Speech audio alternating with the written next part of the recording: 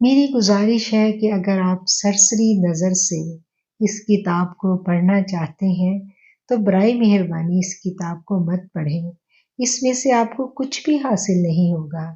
یہ کتاب تو دل پر اترے ہوئے وہ آسمانی صحیفے ہیں جو اپنے ساتھ کتنے آنسوؤں کے دریا بہا کر لے گئے۔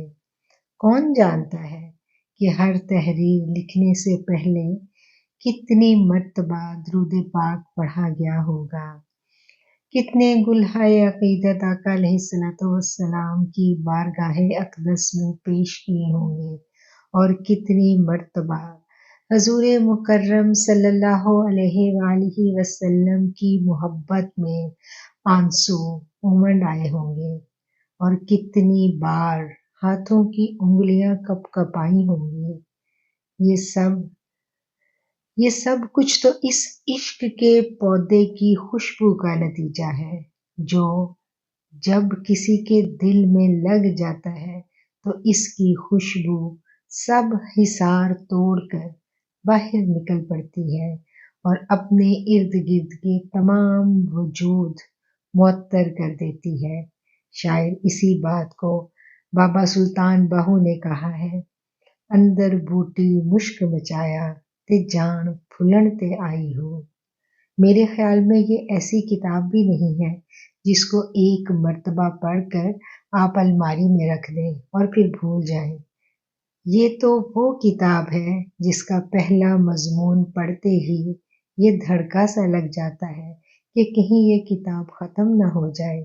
میری گزارش ہے کہ ایک ہی نشست میں ایک ہی مضمون پڑھیں، ڈوب کر پڑھیں، بار بار پڑھیں، اور سرور کائنات صلی اللہ علیہ وآلہ وسلم کی اس محبت کو محسوس کریں جو لکھنے والے کے دل میں اس وقت معجزن تھی جب یہ کتاب کے الفاظ اس کے قلم سے نکل رہے تھے۔ پھر اس مہک کو جان پائیں گے آپ، اور آپ کا وجود اس سے معطر ہوگا۔ ہو سکتا ہے گھنٹوں تک آپ اس میں سرتاپا ڈوبے رہیں۔